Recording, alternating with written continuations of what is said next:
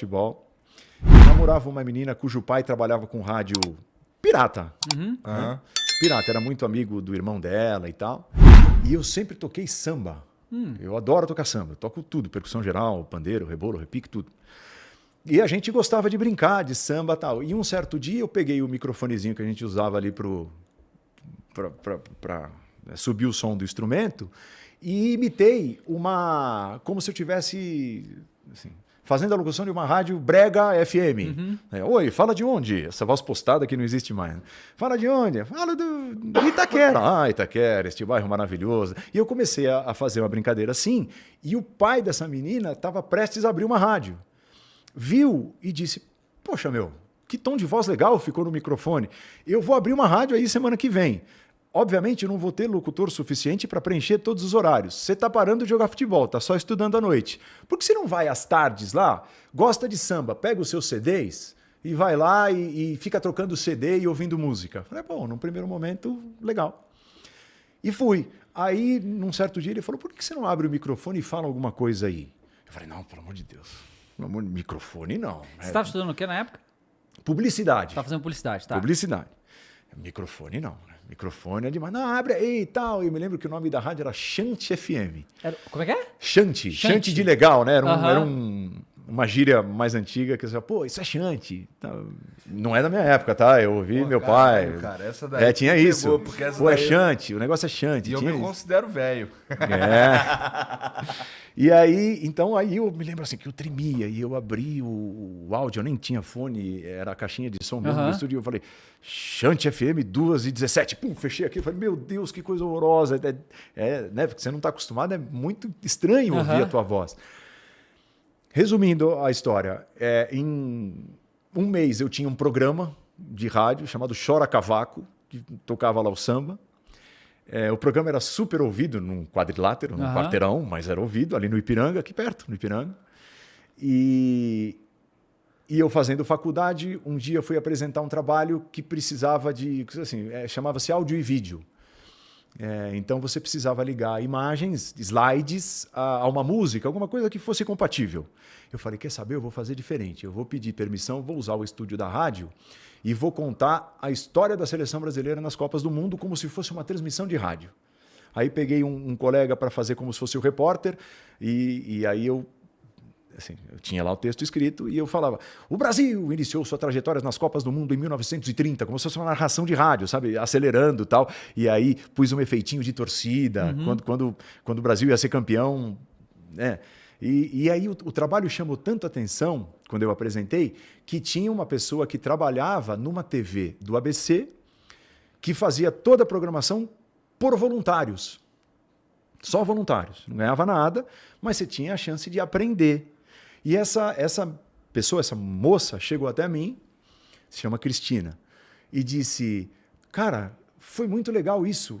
Eu trabalho num canal, ela trabalhava, ela era uma das poucas funcionárias do canal, que faz esse trabalho. Você não quer participar do grupo de voluntários? Você pode ser comentarista de jogos, porque o canal fazia muitos jogos da região, de garotos e tal. Eu falei, vou. Beleza, pô, amo futebol. Né? Futebol é de família, tá na veia, amo o esporte. E fui. E comecei como comentarista, né? Então, e comecei comentando os jogos, primeiro os jogos do Clube Atlético Aramaçã, em Santo André, dos garotos e tal, e depois fazia lá um joguinho do São Caetano, do Santo André, na Série A2, na segunda divisão, ia lá, fazia, eles botavam os melhores momentos no ar, um pouquinho da tua voz e tudo. Num certo dia, o narrador precisou ir embora. No quinto desses jogos, eram 5 jogos no Aramaçã.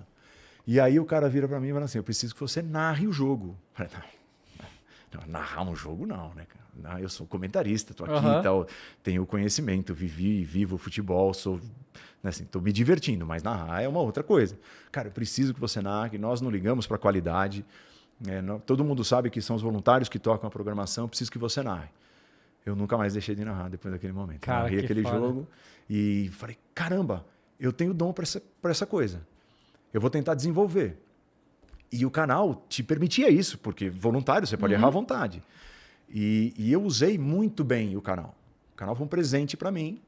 E assim, pagava para trabalhar, porque ia lá com o meu carrinho, botava o tripé nas costas e vamos fazer São Caetano e Ponte Preta na Série A2. Chegava, armava ali, tinha uma autorização da CESP para entrar e eu fazia a narração dos 90 minutos. Mas vai entrar, serão 5 minutos de melhores momentos no programa de Esporte da Casa. Não, mas 1 hora eu vou precisar narrar 90 minutos, então eu tenho que estar preparado. Então eu sempre olhava assim, né? Quando eu decidi que aquilo poderia ser o meu futuro, a minha profissão, aí eu comecei a me dedicar, né? E 1 ano e meio depois da primeira narração, eu saí com a fitinha debaixo do braço, quebrando a cara aí nos lugares, até que a Gazeta me abriu as portas para cobertura de férias. E foi o primeiro passo que eu dei. Cara, que foda, hein? Foi que ano isso aí, tu lembra? 2001. Eu sou de 79, 22 anos. Eu narrei o meu primeiro jogo com 20 anos. Caraca, que loucura. Eu tinha 22 anos. Mas assim, a gente já falou com vários narradores aqui e a maioria tem uma história similar, assim, sempre por algum acidente que acaba narrando. Essa história que você falou de não ter fulano, vai você, a gente já viu com outros caras, porque é um negócio, porque a narração, assim, agora a gente tem, com o advento do streaming, internet e tal, gente. tem mais gente porque precisa de mais gente. Sim. Mas antes não precisava de tanta gente, assim, fora o rádio... Não, cara, tinha 5 narradores no Brasil, sabe? Assim, TV. Era né? muito difícil. Eu bati cara na ESPN, eu levei fita e engavetaram a fita. Porque assim, uma coisa que eu gostava sempre de fazer era dar minha cara. Então eu enchia o saco por telefone e falava assim, mas eu preciso de 5 minutos do seu dia. Eu não vou te mandar a fita. Eu não falava isso, mas eu não vou te mandar a fita porque eu sei que você vai engavetar. Essa fita, se bobear, nem chega em quem precisa chegar. Então eu quero que você perceba na minha conversa o quanto eu quero. Então eu enchia o saco até ter 5 minutos com as pessoas. E eu usava bem esses 5 minutos. Uma vez eu peguei um ônibus no domingo à noite, o cara do Sport TV, à época se chamava Pascoal Filho, não trabalho mais lá, aceitou me receber. Eu peguei um ônibus na rodoviária no domingo à noite, cheguei na segunda de manhã na rodoviária do Rio, usei o banheiro lá, levei uma camisa, botei uma camisa, fui era Rio Pequeno, pode ser? A sede deles. Acho que é isso. Não sei se tem Rio Pequeno.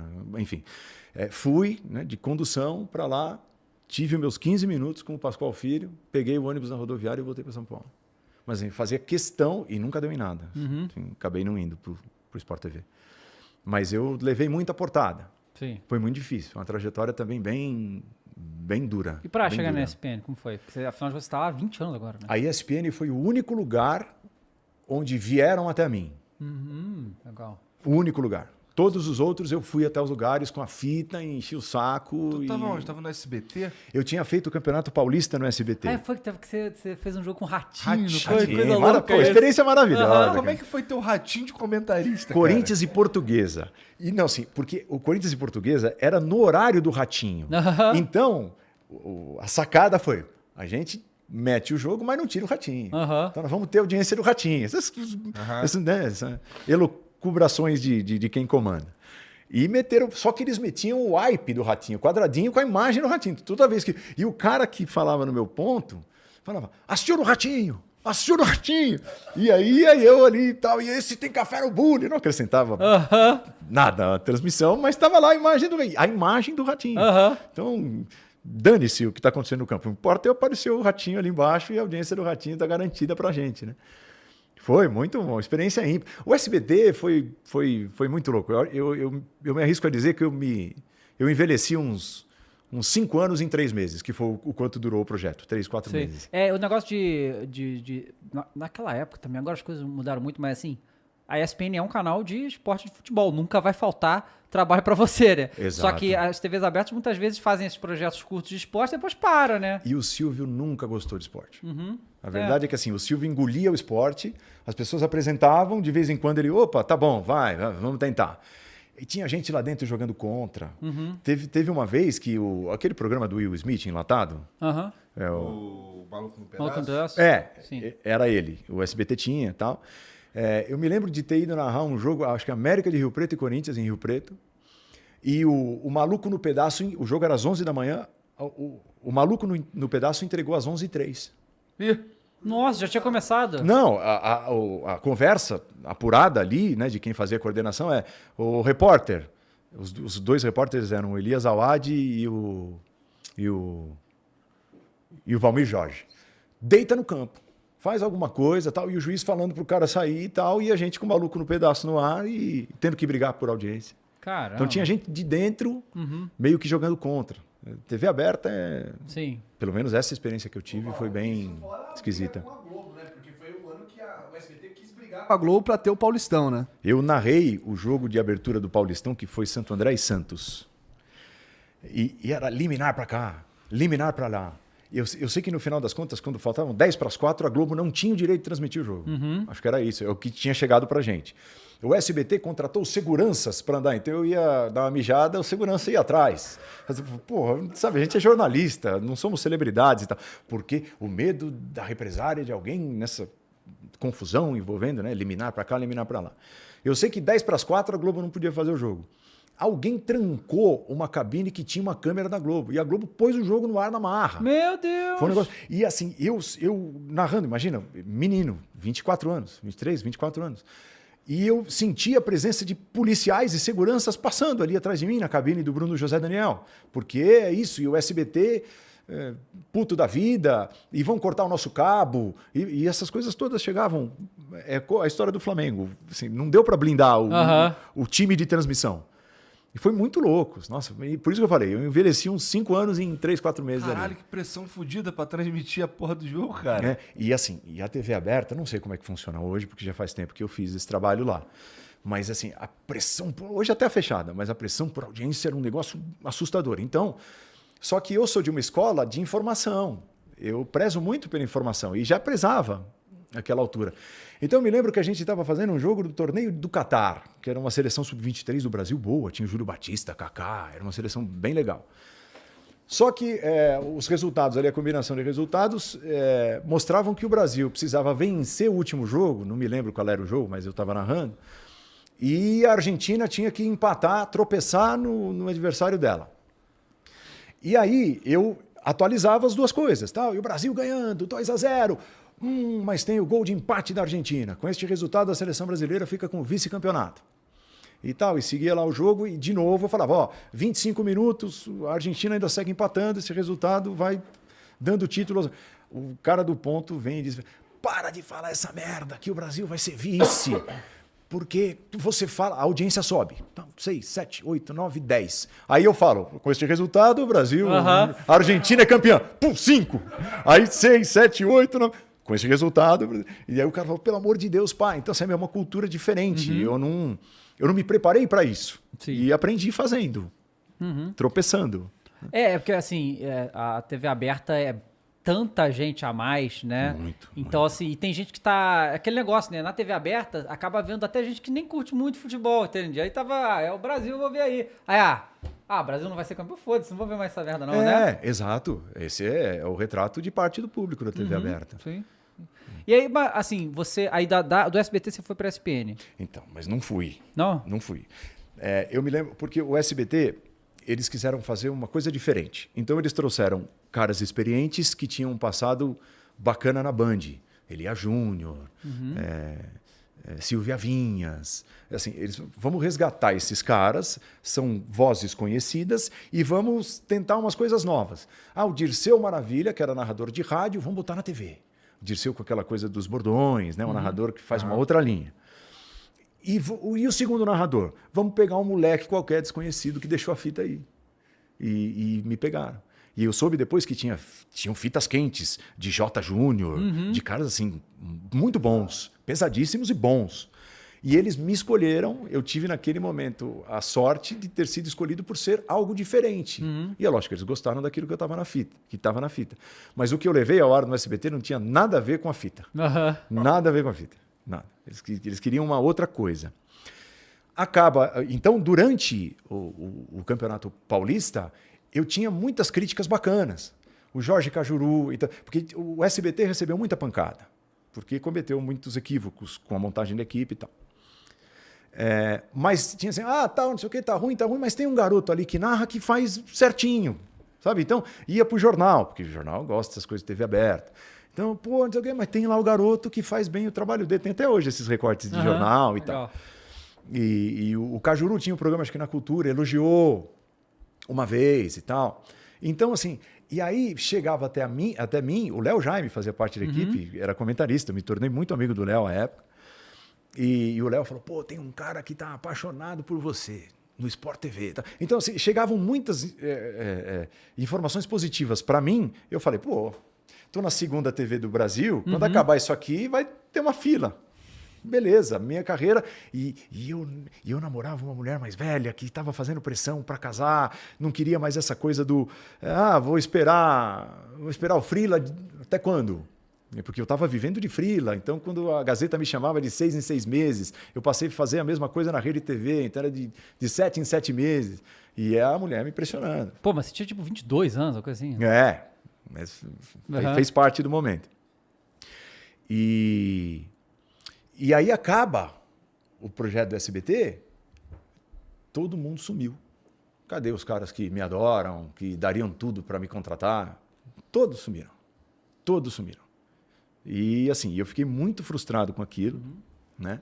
Porque eu já tinha passado por tanta coisa. Aí eu cheguei num auge, na então segunda TV do Brasil. Eu falei, porra, gente, agora é só decolar. E não foi. E um dia assim, muito importante na minha trajetória, na minha carreira, eu soube que o SBT ia transmitir a Copa Ouro. Lembra da Copa Ouro? Às vezes o Brasil participava e o Brasil ia participar aquele ano. E eu trabalhava com o Lombardinho, filho do Lombardi, falecido Lombardi do SBT, que era uma figura muito doce e tal. E uma vez, pelo Lombardinho, eu liguei para o Lombardi e falei, Lombardi, desculpa encher o teu saco aí, mas eu fiquei sabendo que o SBT vai transmitir a Copa Ouro. Isso uns meses depois de ter acabado o projeto do esporte lá. E eu queria muito que você me levasse lá, com todo o seu prestígio, conhecendo todas as pessoas e tal, que eu tivesse a chance de chegar no cara que vai coordenar essa Copa Ouro aí para dizer, opa, olha eu aqui, eu fui elogiado, trabalhando faz 2 meses aí. E quando eu fui, o Lombardi aceitou, me levou, o cara que ia coordenar o esporte falou, esqueci de você. E contratamos anteontem um outro narrador, acho que era o Theo José, que eles tinham contratado. Ou o Paulo Soares. Assim, o Silvio era apaixonado. O Silvio era apaixonado pelo Paulo. E aquilo foi muito forte para mim. Muito forte. Eu ter sido esquecido, sabe, foi muito forte. E aí eu voltei para minha casa, eu sentei no meu sofá, aos prantos, e disse para minha mãe, eu parei. Eu estou me formando em publicidade, eu vou ser publicitário, vou trabalhar das 8 às 6, vou ter um outro caminho, e eu desisto, mãe. Eu desisto. E a dona Selma falou, você não vai desistir, você não pode desistir, você não pode. Aí, enfim, nós negociamos ali, eu chorando e resolvido. Nós negociamos, ela me convenceu a continuar a apresentar às segundas-feiras à noite o programa no canal de voluntários. Porque eu nunca deixei, né, de fazer o canal de voluntários. Chamava-se ABC3. Então eu falei, tá bom, eu continuo. Mas sem pretensão nenhuma. O meu destino vai ser outro. Eu vou fazer outra coisa. Porque eu não aguento mais tomar pancada. Não aguento mais tomar não aguento mais. Me frustrar. Meses depois, me liga um cara que tinha trabalhado comigo no SBT como editor e que hoje é comentarista da ESPN. Ele tinha deixado a ESPN, o Ricardo Bugarelli. Filhote! O jeito dele falar. Né? É? Ele veio aqui, pô. Ele veio aqui. O Buga veio? Veio ele e o Rômulo. E aí o Buga falou, filhote, você não sabe quem vai te ligar. Aquele jeito meio italianão dele. Porra, você não acredita. A gente chama ele de caps lock, né? Porque tudo que ele fala é alto. Tudo é caixa alta. Pô, é um grande coração, grande cara o Buga. Nossa, e tá pra sempre no meu coração. Ele falou, o Zé Trajano vai te ligar, tá perguntando pra Deus e o mundo que tipo de pessoa você é. Ele me perguntou, eu falei, o cara é uma moça. Sabe, todo empolgado. O cara é uma moça. E eu falei, pô, caramba. Então, passou meia hora, o Trajano me liga, né? E fala, nós tivemos um problema com um dos nossos narradores, Paulo Soares, travou a coluna. Putz. E ele vai ficar 1 mês fora, pelo menos. Nós estamos trazendo um campeonato novo aí, que a gente não sabe se vai dar certo, é o campeonato inglês. Vamos estrear no próximo final de semana e eu queria conversar contigo. E aí eu fui à ESPN e o Trajano fez um contrato de 1 mês comigo. Acho que ele falou, vamos ver qual é que é desse moleque. Né? E aí eu narrei, o meu primeiro jogo foi no dia 1º de novembro de 2003, Arsenal e Leeds. E eu narrei quando... Era o Arsenal do Henry? Eu narrei aquela campanha. Nossa. 3-4. Foi muito marcante. Invicto, né? Invicta. Um dos 2 invictos da história do campeonato inglês. O outro foi o Preston, em 1800 e alguma coisa. E disputando, acho que 18 jogos. E quando acaba esse jogo, eu desço para a redação, toco o telefone, o Trajano quer falar com você. Puta, fiz merda. E aquela cultura da TV aberta, eu me lembro que o cara que coordenou o jogo falou assim, no ar em 30, 3, 2, 1, seu. E o cara não falou mais nada. Eu falei, tá uma merda, porque o cara do SBT ficava, vamos aí, vamos animar, sobe aí, a audiência é boa, tá legal. E o SBT botava um frango passeando na parte de baixo quando o goleiro falhava. Aí ele falava, olha o frangão aí, olha o frangão aí. E eu falei, o que tá acontecendo? O que tá acontecendo nessa ESPN que ninguém me fala nada, meu? Que merda que será que tá essa transmissão? Aí depois eu falei com o cara falou, não, aqui é assim. Você faz o seu trabalho. Mas o Trajano te chamou no primeiro jogo, é isso? Foi o primeiro jogo do campeonato comprado, que foi Leeds e Arsenal. Aí eu fui uma quinta-feira e estreiei no sábado nesse jogo. Ele falou, eu preciso que você estreie no sábado. Eu falei, cara, se estrear agora, você me bota para... Mas nessa época, realmente... esse campeonato aí... vamos ver se vai virar. Mas realmente não dava nem pra ver que você não conhecia nada dos caras. Nada. Como é que você faz essa informação pra falar sobre isso? Estudo. Eu sei que assim, eu tava tão nervoso no primeiro dia que eu fiz eu acho que eu até fiz uma colinha do que falar, pra abrir a transmissão e tal, aqui e tal, e tal. Aí quando eu ergo a cabeça, eu falo assim, caralho, mas qual é o Arsenal? Porque o Arsenal tava de amarelo e o Leeds de branco. E assim, sabe, naquele momento me passou assim, mas quem é quem? Porque o terceiro, o segundo uniforme, os times mudam toda hora. Sim. E aí eu fiz ali tá valendo e tal. E aí eu, espertamente, olhei um número que só tinha num dos times, e era o número 19. O Leeds não tinha 19. Eu falei, esse é o Arsenal. Então, e aí eu segui. Tá? Caraca, que doideira. Então era muito... só esses caras muito tarados acompanhavam de alguma forma, mas não pela televisão, né? Até porque era difícil chegar à TV internacional. Pois é. Né? Sim. E o Trajano, depois do jogo, falou assim, quer saber? Tô te ligando para dizer o seguinte, não vamos fazer contrato de 1 mês, não. Vamos fazer de 1 ano. Então, assim, ele gostou da transmissão. Eu acho que ele estava ali, falou, vou dar 1 mês para esse cara aí, vamos ver qual é que é. E ele gostou tanto da primeira transmissão que ele me ligou depois e falou. E aí eu fechei o meu primeiro ano de contrato, primeiro de 18. E a mamãe, ficou feliz? Até hoje, tá assistindo, dona Selma. Para tudo para ver o filho. Né? Não é foda, né? Não tem igual, né? Não tem torcedor igual. Não tem. Eu tinha o meu pai, que foi assim, o momento mais triste da minha vida, que ele faleceu depois da Copa de 2014, de maneira abrupta e faz uma falta terrível. Era o meu torcedor, mas ele era um torcedor imparcial. Então, pai, como é que foi a transmissão? Eu só me sentia seguro depois do pai, como é que foi a transmissão? Olha, filho, foi boa, eu só achei que ali você fez isso, aquilo e tal. E eu respeitava muito. Então era o meu porto seguro. E aí eu perco meu pai, em outubro de 2014. Então, assim, eles me apoiaram sempre, desde o futebol. Minha mãe ia para a arquibancada. Caralho, maneiro. Meu pai era briguento. Meu irmão também tentou ser jogador de futebol, só não foi porque teve um problema grave no coração, de cair desmaiado, quase morto. Eita. Caraca. O mesmo parecido com o do Serginho. Né? Muito parecido. E hoje trabalha com futebol, é preparador físico. Então, assim, a gente viveu isso a vida toda e eles sempre torceram muito, muito por nós. E aí as renovações ano a ano foram se tornando mais fáceis. Sim. Porque tu foi apresentando trabalho, desenvolvendo o que eles queriam e tudo mais. Aí era mais questão de valores. Que tu entra ali na ESPN, desculpa. 2003. Em outubro de 2003. Em 2004 tu já tá de suplente, de certa forma, no linha. Porque todo mundo foi para a Olimpíada em Atenas. E ficaram lá alguns, né?